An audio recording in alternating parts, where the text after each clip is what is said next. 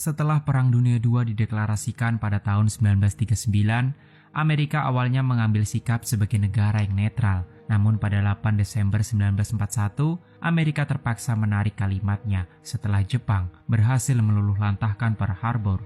Selang 5 bulan kemudian, Kekaisaran Jepang melalui angkatan lautnya kembali menggelar serangan brutal di Kepulauan Midway sebagai langkah untuk mendominasi dan menguasai Pasifik.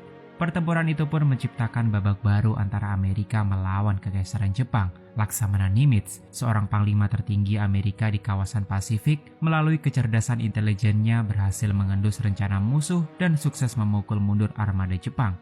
Midway sendiri bisa disebut sebagai kuburan massal bagi kapal induk Jepang, sekaligus merupakan peristiwa paling memalukan dalam sejarah Angkatan Laut Kekaisaran Jepang.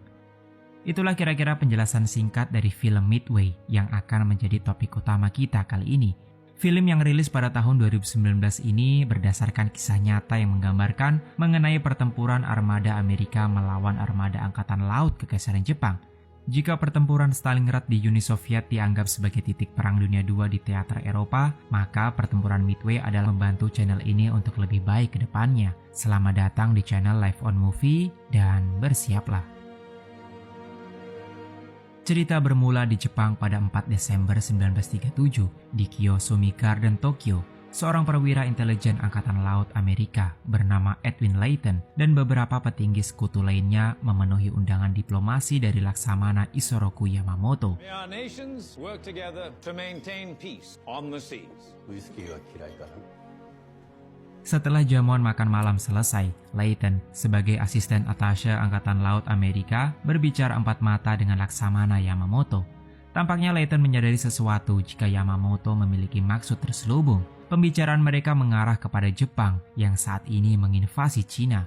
Kekaisaran Jepang sengaja menurunkan Yamamoto untuk memberi gertakan ultimatum kepada Amerika jika pihaknya berani memanfaatkan situasi ini untuk menghentikan suplai bahan bakar kepada Jepang, yang memang pada saat itu 80% suplai minyak mereka berasal dari Amerika.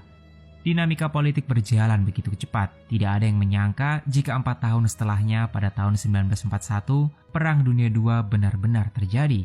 Blitzkrieg Hitler berhasil meluluhlantahkan benua Eropa, sementara Kekaisaran Jepang sukses menginvasi Cina. Namun sampai saat ini Amerika secara resmi tetap menjadi negara yang netral, tetapi Jepang memiliki rencana lain.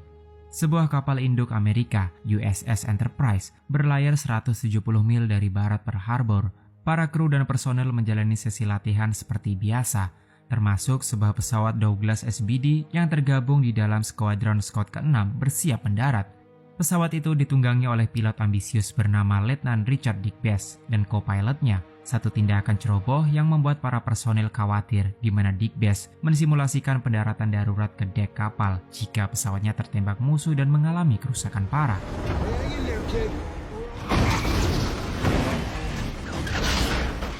Setelah sukses mendaratkan pesawatnya, Letnan Digbess menerima kabar dari Dickinson jika seluruh skuadron akan dikirim ke Pearl Harbor pagi itu, kecuali Scott 6 yang tetap ditahan di USS Enterprise. Di sisi lain, situasi di Pearl Harbor tampak normal. Para personel kapal perang di USS Arizona terlihat beraktivitas seperti biasa, sampai terdengar bunyi desing mesin pesawat dari kejauhan. Terlihat segerombolan fighter Jepang tiba-tiba memberikan serangan kejutan ke armada kapal yang terparkir.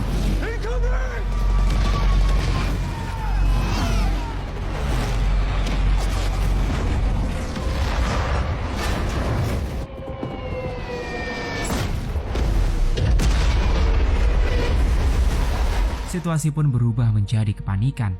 Ledakan itu menciptakan gemuruh yang bahkan terdengar hingga ke pemukiman. Jepang mengerahkan kekuatan total sebanyak 353 pesawat, termasuk pesawat peluncur torpedo yang langsung meluluhlantahkan semua kapal di galangan ini.